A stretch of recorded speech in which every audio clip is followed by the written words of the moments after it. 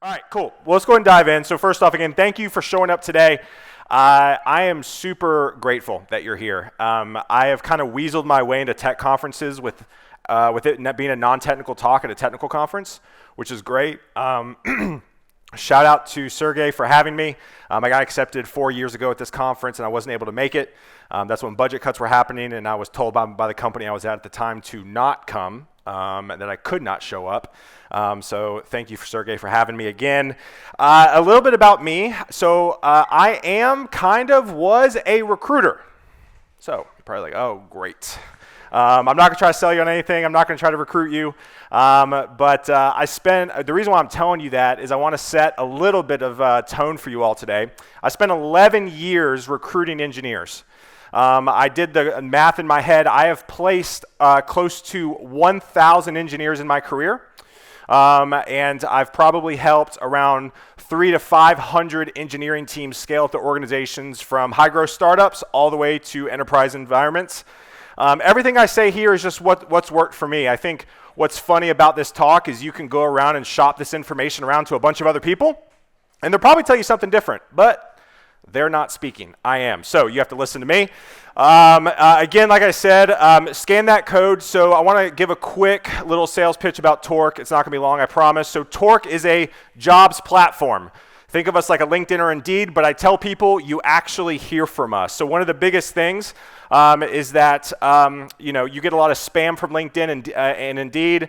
We actually have a dedicated matching team that reaches out to you for actual positions that you are fit for. We hire around the globe. I don't know if anybody's heard of Ronstad, but Ronstad bought Torque last year. Ronstad is technically the world's largest staffing organization.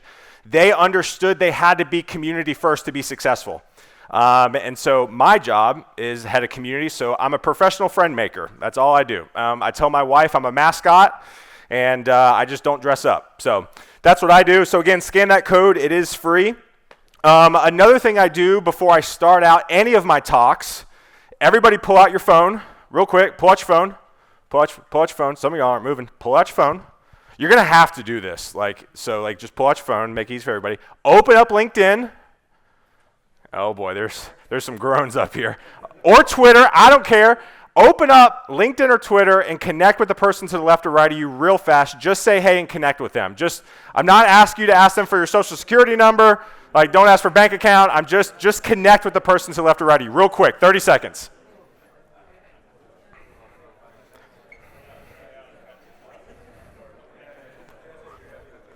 Some of y'all, I guess, just don't have phones. That's fine. They just do mail. They send letters. Just write a letter to the person next to you. All right, cool. Next thing. I want to talk about this talk. So this talk is called Exposing the Job Search Process. My goal all right, y'all stop talking. My goal today is that was quick. That was kind of cool. I want y'all, when you're done with this talk, I want you to have more confidence in your career and confidence in your job search. Now, I've given workshops on this talk at conferences for 4 hours. We're going to condense this to 50 minutes. I had to give a talk in Mexico 3 weeks ago, and I did this in 20 minutes. So my goal here is to make you feel confident and at least encouraged because the job search right now is crazy. I do want to ask a question. Who in here has looked for a job in the last 3 years? Raise your hand. Exactly, that's my point exactly. For those of you who have not raised your hand, hopefully you learned stuff from this talk, so when you're on the job search next, it will be easier for you. And the thing is that the job search is scary. I've gone through the job search 3 times now. It is isolating, it's overwhelming. I don't know where to start. And so my goal today is to really give you some tools, some checklists. And if you're visual, I have the checklist here, so don't worry. And then, like I said, if you want the slides after, I will give that to you. But my whole goal is just for you to feel more confident and at least know what you're doing in your next job search. I will talk about some interviewing. Who in here is an engineering leader? Raise your hand. That does some hiring. Okay, a few of y'all. Questions at the end. I will ask them. Had a question about how to work with AI with interviewing. That's kind of a slippery slope. There's no right answer to that, so good luck. But I will talk about it. And then finally, too, I just want to say it's just such an honor to be here. I will get to my talk, I promise. This is next, I promise. I just want to say it's cool to be here. My very first project recruiting in 2011 was a Java project. And if you would have told Taylor in 2011 that I would be speaking at a Java conference like this, I would have said, you're dead wrong. So again, it's just an honor to be here, and thank you for showing up. So first thing, I want to talk about the resume. All right, so the resume, most of y'all's resumes suck. I'm just going to say right now, it's probably pretty bad. But that's okay, we're going to go over it. I will say this, if you do not have a network, I don't care if you're the best programmer in here, if your resume stinks, you won't get the interview. Like, you have to understand something. The resume is the thing that gets seen, and it is the first step to get seen in the eyes of hiring and recruiting. And I think most of us, when it comes to writing a resume, we don't know what to do. We don't know where to start, and it's just an absolute mess. And so again, I want to put a lot of emphasis here and talk to you about how to do this. And so first off, don't stop with the double columns. It's gross.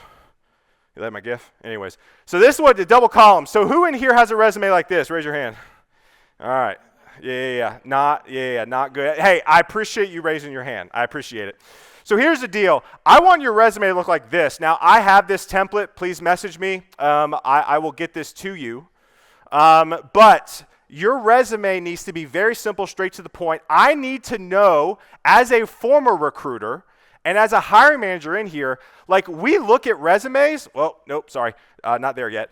We look at resumes like 6-7 seconds, right? And so this portion up here, I have a laser pointer. This is cool. This career summary, we're going to dive into this, is the most important part. Literally, I don't look at y'all's resumes as long as you have a good career summary, right? And we're going to talk about this right now. So the most important part of your resume, the summary section, most of y'all have paragraphs, right? I don't want to read long form stories on your resume. I just don't. I don't have time. Who's got time? Which hiring manager in here wants to read a narrative on a person? Exactly, nobody, right? So some of y'all knock it off with the paragraphs. We're going to do bullet points. Everybody know what a bullet point is, right? If you don't, ask AI. So, like, bullet points right here, right? Here is what I want to see. So this is, I actually helped this engineering leader write this resume. If there's grammatical errors, it's not my fault. But here's what I like to see. Start off broad. I got 10 years of overall engineering experience with a specialty in front-end engineering. Great. That's really easy to read. Let's get a little bit more specific. I got 5 years leading global teams of 10 plus employees. Next thing, 5+ years of global offshore, nearshore teams ranging from 2 to 5 engineers and managers, right? And then you can obviously continue to see what he did. This, and then what I did is I told him to add, if I got you in an elevator for 30 seconds and I said, what are the 2 biggest things you're most proud of in your career? Put here, right? So this guy built and scaled a Progress Labs agency from 10 employees, generating $4.5 million in revenue, and then you can obviously read the last line. Incredibly important. If your top of your resume does not look like this, you are missing out on being called. Everybody got that? Cool. Next. Again, like I said, this is the last talk. Most of y'all are bored to death. I'm going to try to make y'all not bored. Next thing, stop with the fluff. No one cares. I'm a great leader. I write good code. I did React, or I did Java Spring in this case, right? No one cares. Everybody's resume looks like it looks like my mom wrote me a chore chart or a to-do list in the morning, right? I don't care that you did this one task. How did you drive the bottom line? This is another individual. This individual's out of Atlanta. His name's Ray. Ray, I didn't ask you for permission, but I helped you write this, so I figured it's good.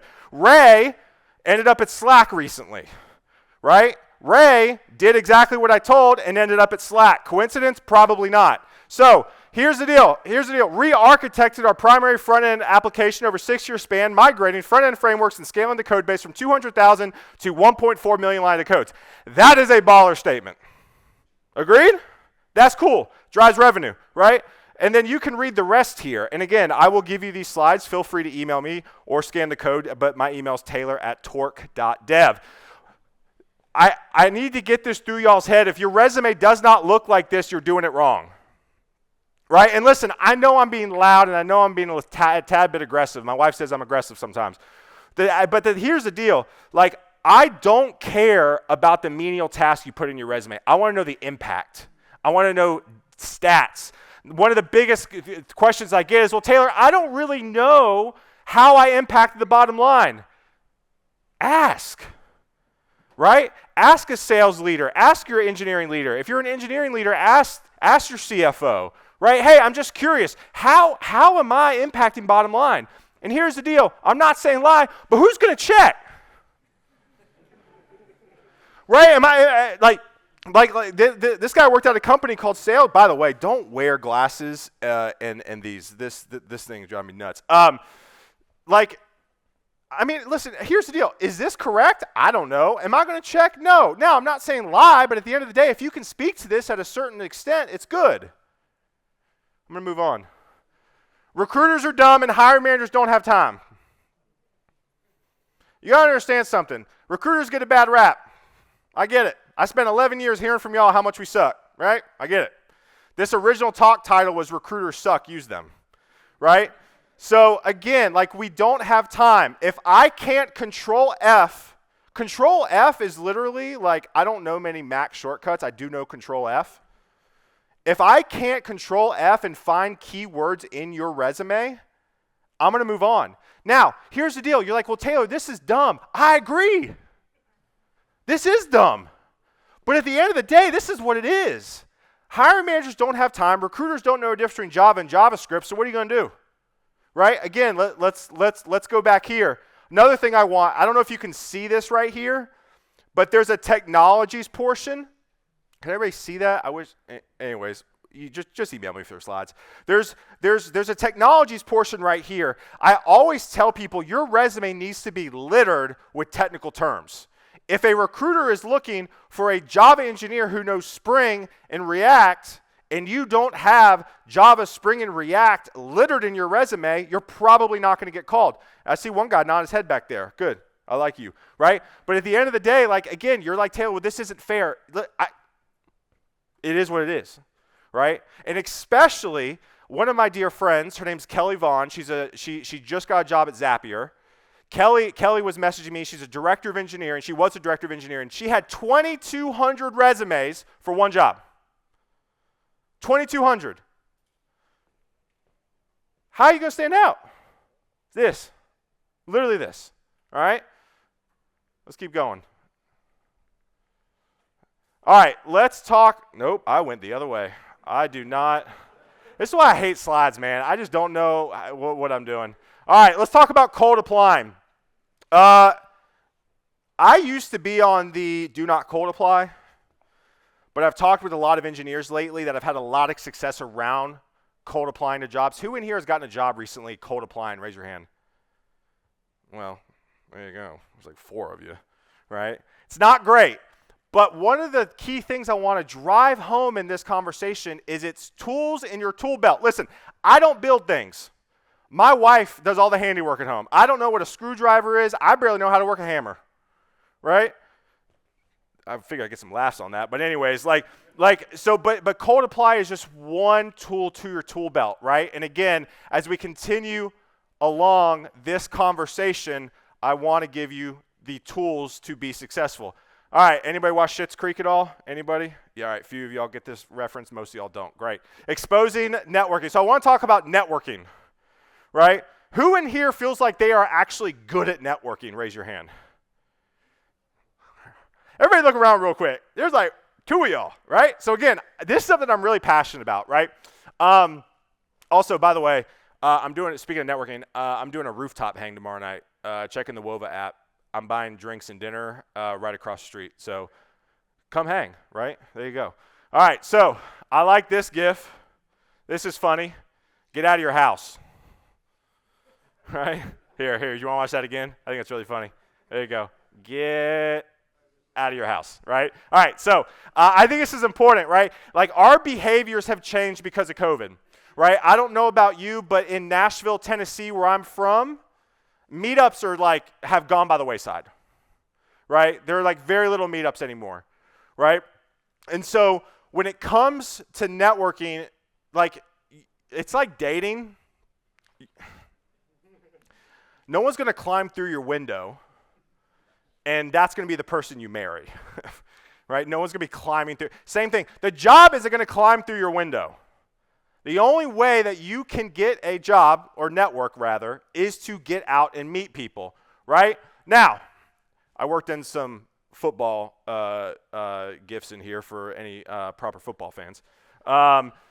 The one, like, if I want to boil this down to the whole networking side, because I've had a lot of people ask me, like, Taylor, I had one developer call me a few years ago, and he was walking his dog, and he was like, Taylor, I'm so anxiety ridden that I can't even enjoy walking my dog in the park because I just feel the job search is too much. And I said, I get it. He goes, what is the one number that I need to focus on? I said, have one new conversation a day. Just one. Talk to a new person, right? I met one speaker last night, right? Pumped, right? That was my one, right? I think what happens is we go to these conferences. I mean, listen, I'm a huge introvert. I'm great on the stage, but I'm a huge introvert. I will cower in a corner. Hey, we met last night. Yeah. So again, I will cower in a corner at big networking events. So what do? I just focus on one. Now, I try to do a little bit more than one, but at the end of the day, I just try to get one conversation, one net new conversation. All right, next thing. When it comes to networking, talk about what you're doing, what you're building. Now, if anybody follows Aaron Francis, right? Aaron Francis on Twitter, great creator. He's fantastic. His whole thing is you can just do things, right? He has a fantastic talk that he gave at Epic Web Dev that I emceed with Kent C. Dodds.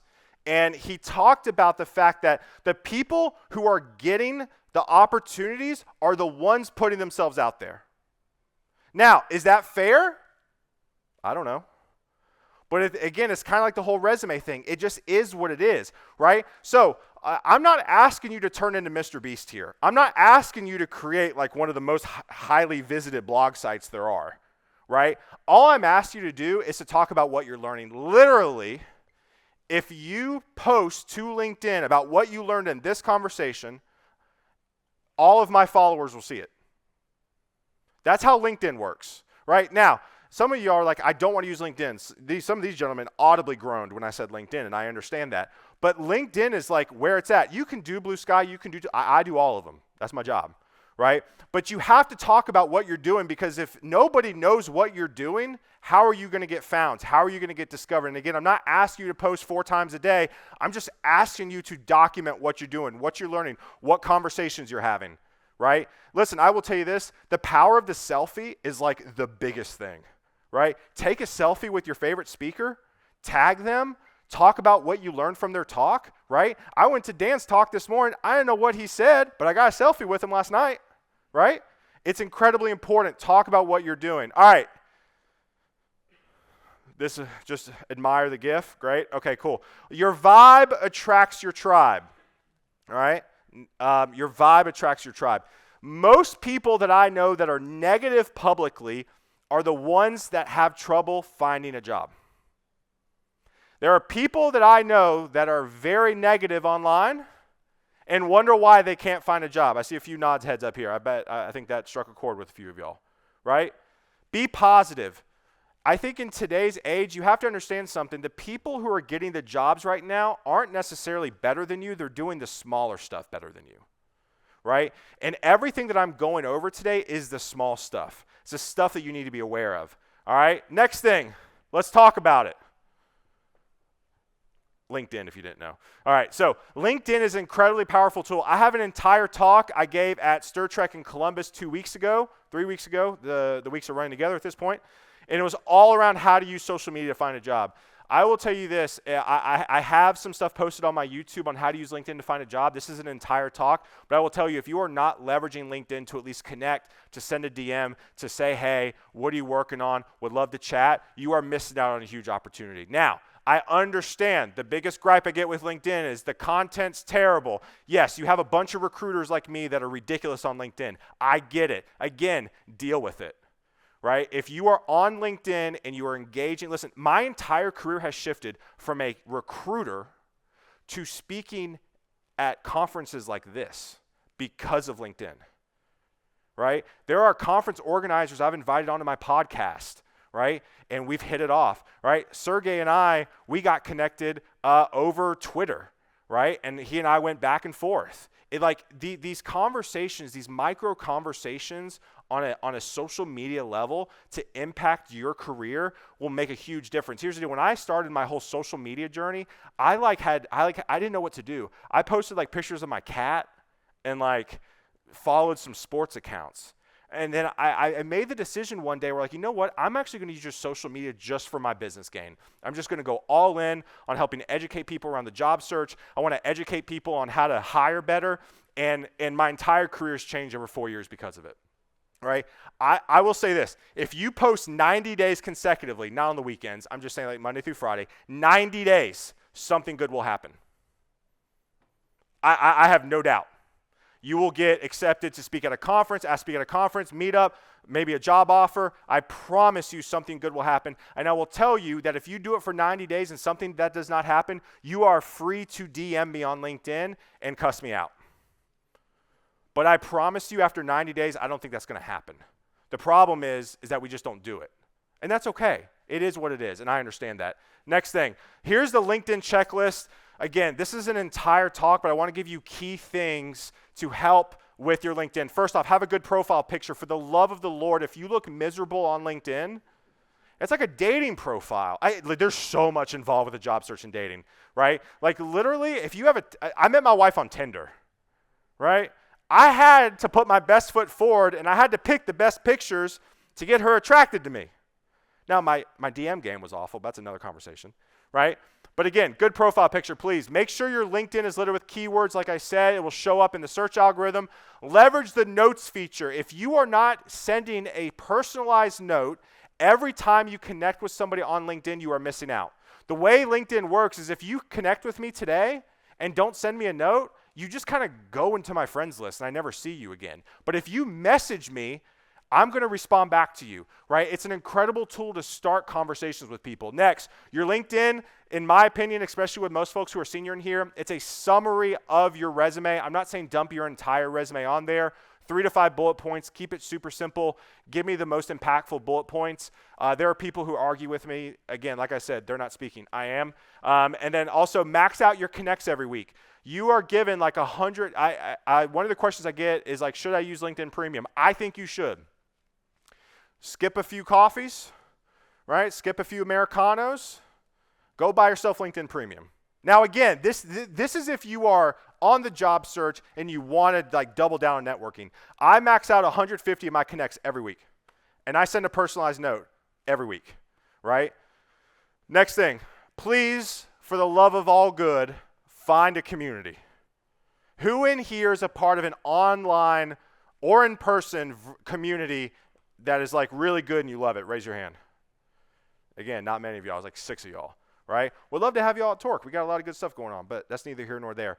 Listen, we as humans are not meant to go through life alone, right? And then we wonder why the job search is overwhelming because we're trying to do it alone, right? Please find a community. There's a ton of great communities. Go on. I don't know what's big here in Europe from a meetup perspective, but like we use guild.host.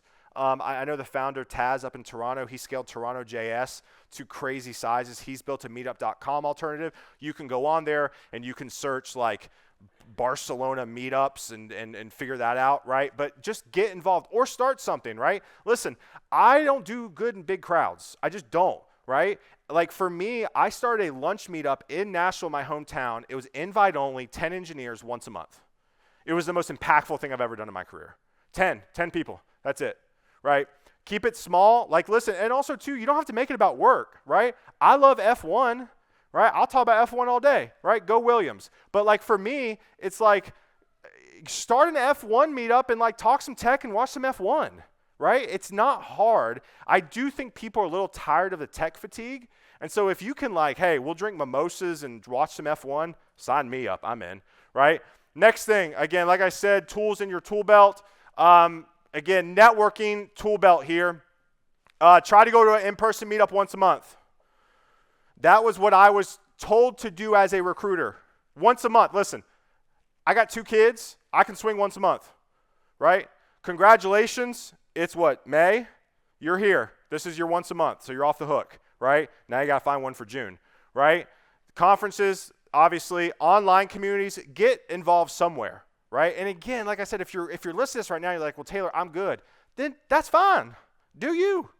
But if you are wanting to meet people and get out there and elevate your career, this is the checklist. Virtual one-on-ones, listen, when I tell people on the job search, try to have a conversation once a day with a stranger, like it will change your life, right? Hey, what are you doing? Would love to learn from you. I see you're working at Spring. How'd you get at Spring? You know, how'd you get at Broadcom? Would love to talk to you, right? Listen, people love to hear themselves talk, right? I mean, why do you think I'm up here?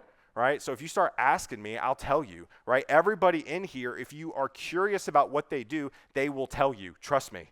And then finally, one thing that I was taught as a recruiter is to never do lunch alone. Now, that can get expensive, I understand. So try to at least go to one coffee, one lunch a week. I will tell you this, I gave this checklist to my dad, okay?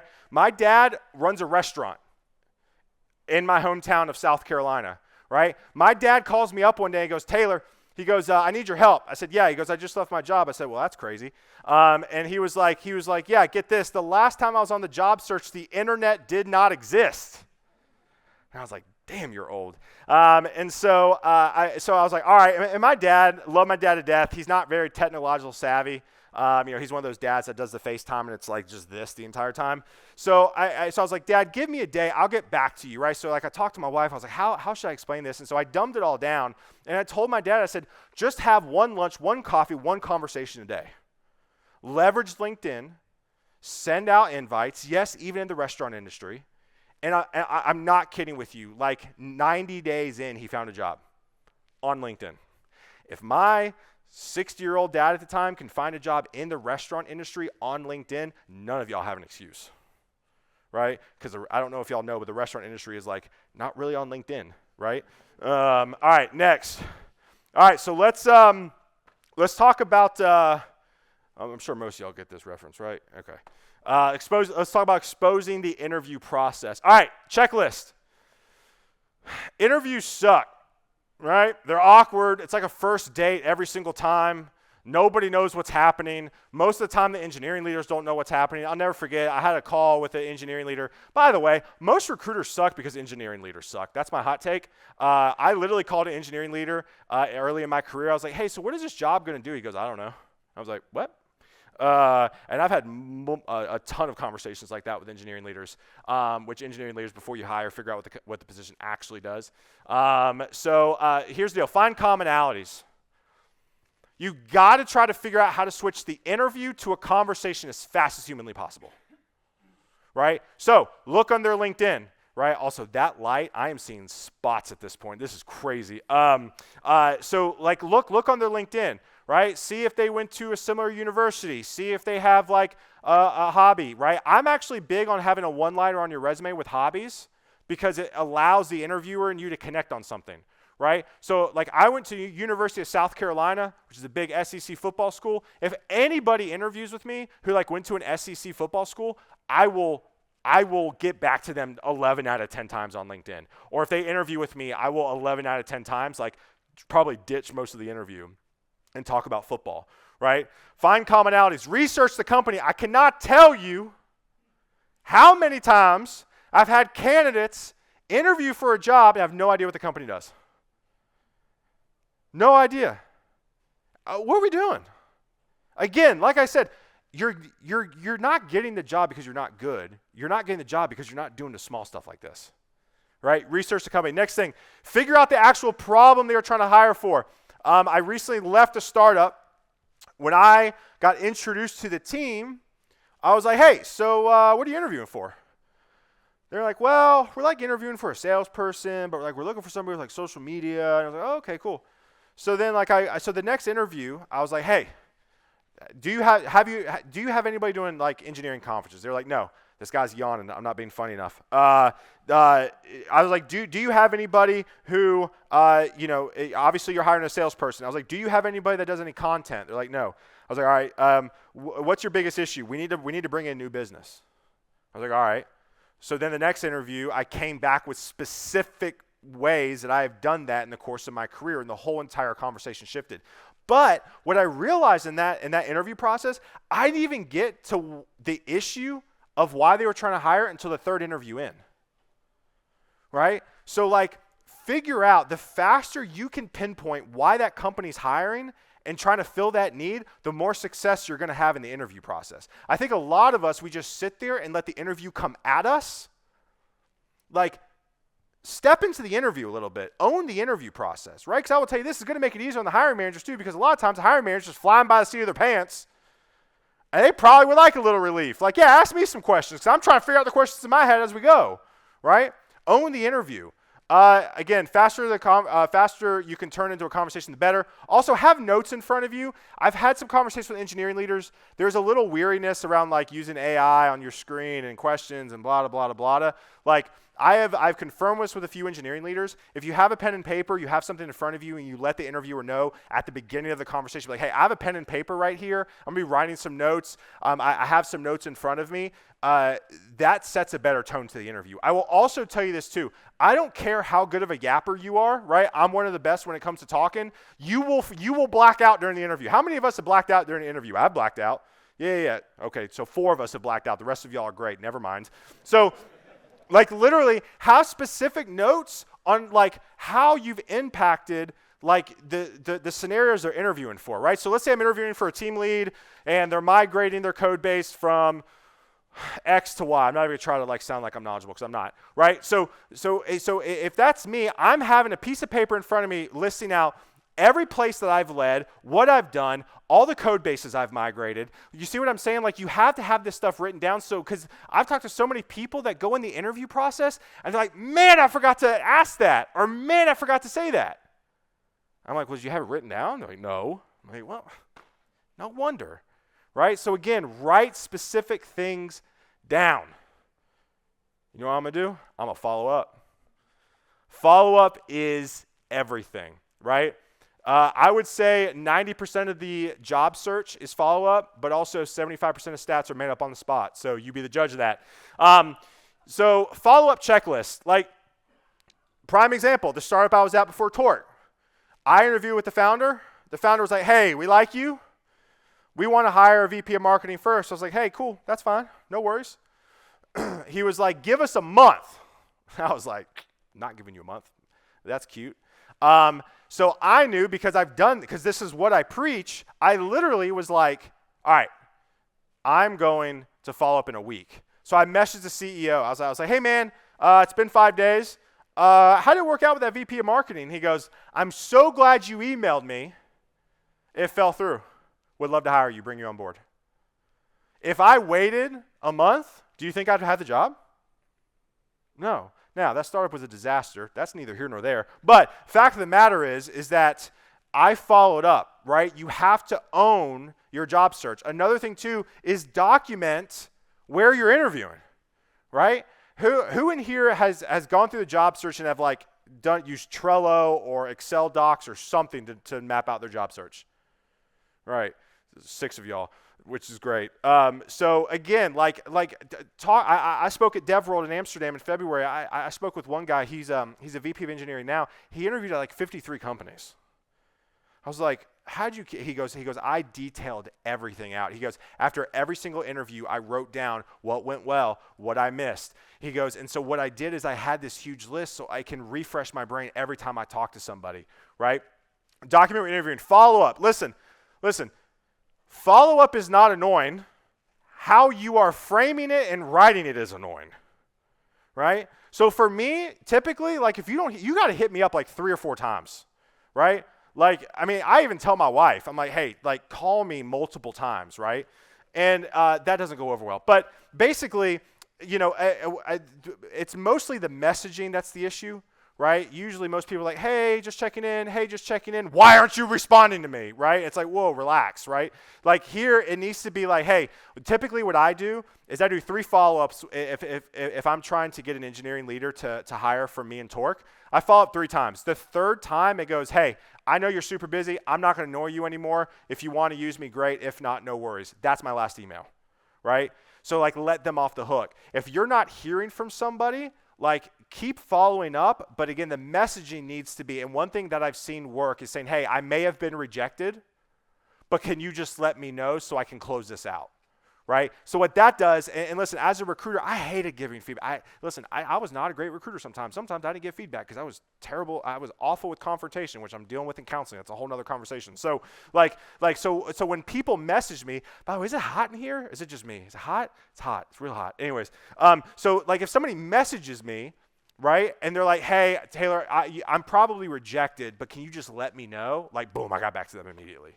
Right, so I've started to work that into these talks where it's like, hey, give the person an out. If you haven't heard from them, most of the time they'll get back to you, right? And then maybe after like 10 or 11 times, maybe stop emailing them. Also, you're not annoying. Your messaging is annoying, and 90% of the job search is follow up. I really, really, truly believe follow up is everything. Oh, yeah. I went too fast. Thank you for that. Thank you, notes. So in the notes section on LinkedIn, after you interview with somebody, send them a thank you note. So connect with them, right? If you want, thank you for bringing it up. I don't read too good. So like one of the things I would say is like after you're done with the interview, wait till the end of the day, message that person. When they get to their inbox the next day, they'll have the invites. They accept it. You have a thank you. It hits the top of their inbox, so you're top of their mind the next day, right? That's a little tip I would do. Courage.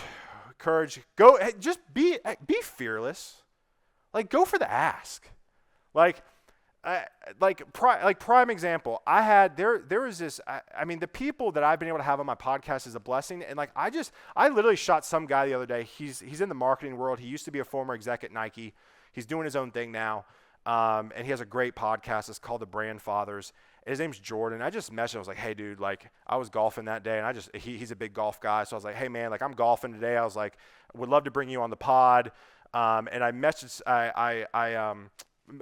something that was in his email, which I'm going to get to in a second on how to craft a good DM to go for the ask.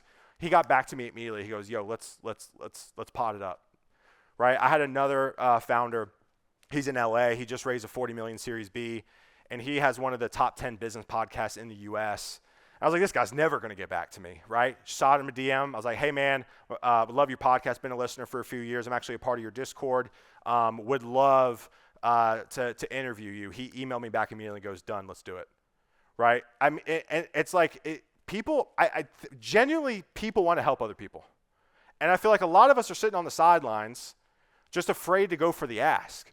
Right? So like if there's a speaker you've always wanted to meet here, like just go up to them and be like, yo, like can we get a selfie? Like can we talk? Like people be down for that. Like people genuinely, for the most part, are not rude, right? And especially in the tech industry, there's just such a huge kind of feel of helping other people. So go for the ask. I do want to mention this. I didn't put this in my notes, but I want to talk about what makes a good DM, right? Because it's just like dating. Saying hey and nothing else does not work.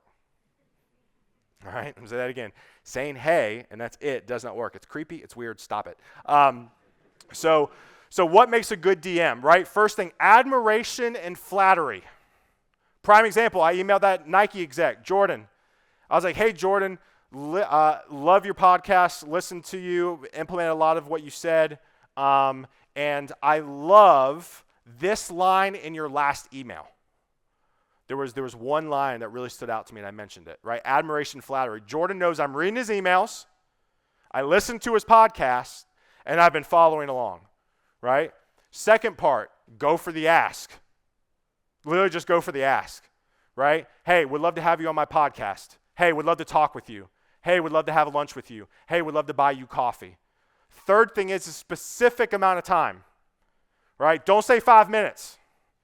I don't know about you, but when my mom texts me and she goes, hey, I want to talk for 5 minutes, how long is that typically? Like, yeah, exactly. It's like, oh my gosh, Mom, I got to work, right? I love her, right? But it's like an hour and a half. So like if somebody messages you and they go, do you have 5 minutes? What's your immediate reaction? It's like, bro, I ain't got time for 30 minutes, right? So for me, I messaged Jordan. I said, hey, my podcast is 30 minutes. Would love to have you on, right? Or, hey, I want to talk with you for 7 minutes. I have 3 questions to ask you, right? If somebody messages me and they're like, hey, Taylor, I want to talk with you. I have 3 questions, how to interview, how to write a good DM, and how to write your resume specifically on this thing. I'll take 7 minutes of your time. I will take that call every day. But nobody asks, right? So that's what makes a really good DM. All right. We finished 10 minutes early. Any questions? Again, this talk has always been primarily question based, so I want to leave some time. Yes, sir, up in the front. You told us to post anything for 90 days, Yeah. for example, on LinkedIn. Do you think this posts about happy crying, about God giving me this opportunity to work and join this company making sandwiches, does it work? Specifically around what exactly? I mean, there are a lot of posts in Yeah. LinkedIn Sure. Yeah. where A people lot. share when they join some Yeah. Yeah. companies and they are happy crying about God bless them and it's so sweet and Yeah. pink. That. So Right. Yeah. I mean, don't do that. Don't do that. I would say like practical things, right? Hey, I just deployed this to this big project, took 6 months, and we had to take this runtime down from this to this. This how I did it. Post about that, right? You have to understand something. I talked with my friend Kelly Vaughn. We text all the time. I was like, let me ask you this: portfolios or post on LinkedIn? She goes, for me, post on LinkedIn. She goes, prime example, I'm looking for an API engineer. She goes, if I go to your LinkedIn, I will check out your LinkedIn. And if I see you make a bunch of posts on API stuff, I don't even know what that means, but API stuff at your company, right?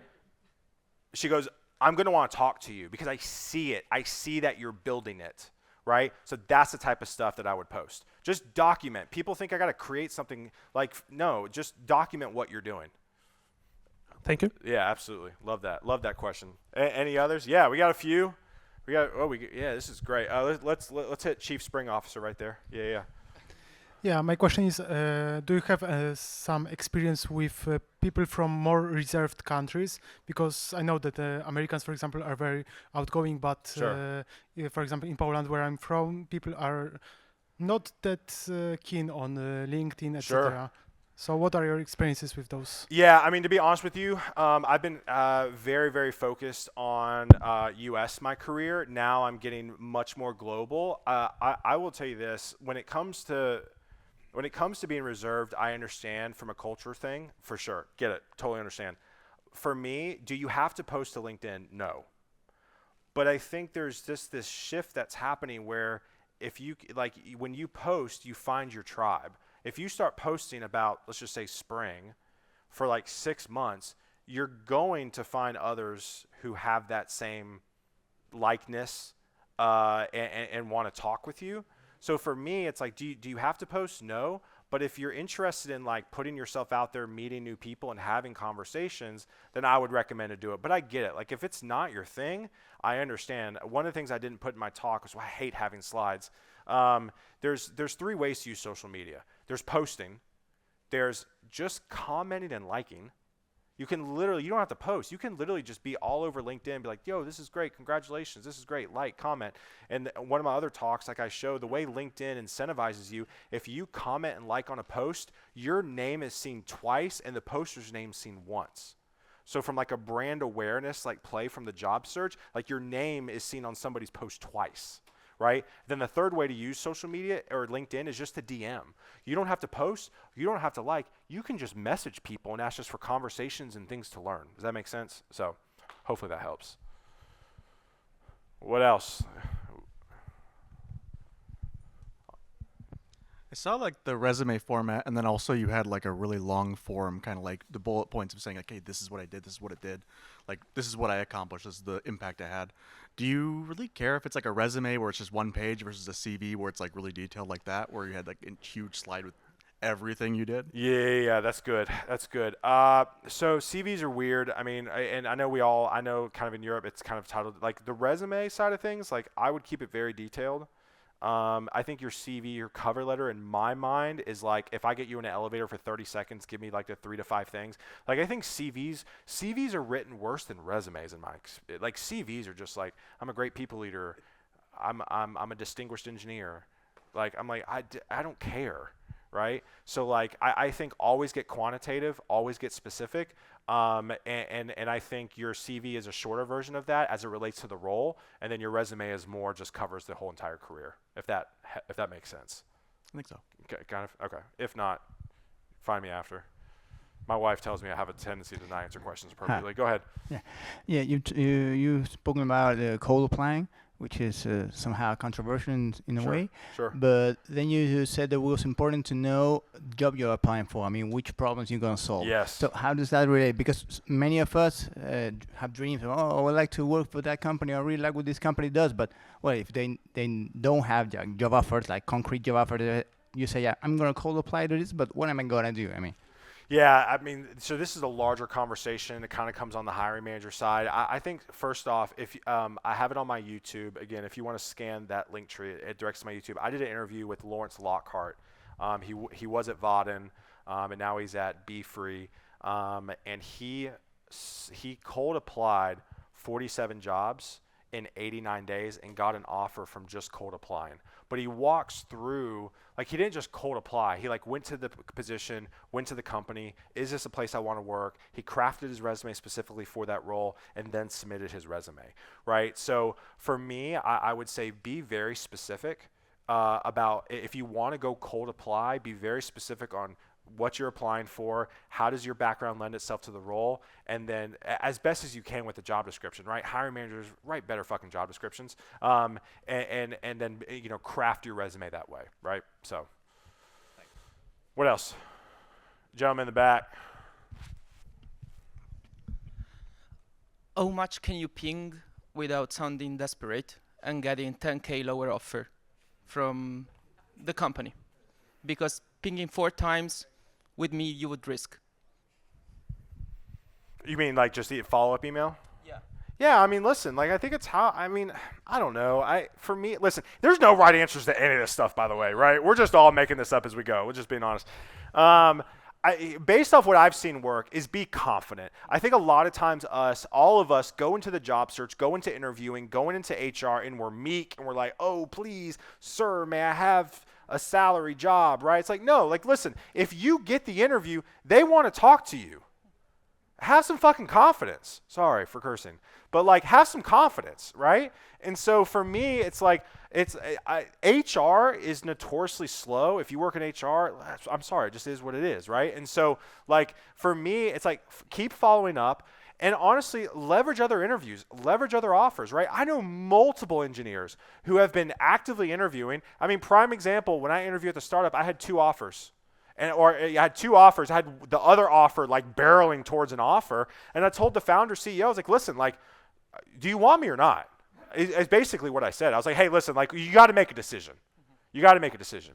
Now, if you got nothing going on and this is your only opportunity, it's all how you phrase it. Like, hey, listen, I'm actively interviewing. I'm sure you're actively interviewing. You don't have to say I have like no interviews, but you're actively interviewing. I need to know something, and be definitive, right? Don't be wishy-washy. To me, there's no amount of times you can follow up and be desperate. It's your tone and how you phrase things that come across as desperate. Does that make sense? Perfect. Thank Great. you. Awesome. Glad we answered that. What else? These are really good questions. Anyone else have any other questions? No, you guys just want to get the hell out of here? Cool. All right. Scan that if you need me. Otherwise, thank you all for showing up. Appreciate it. Thank you.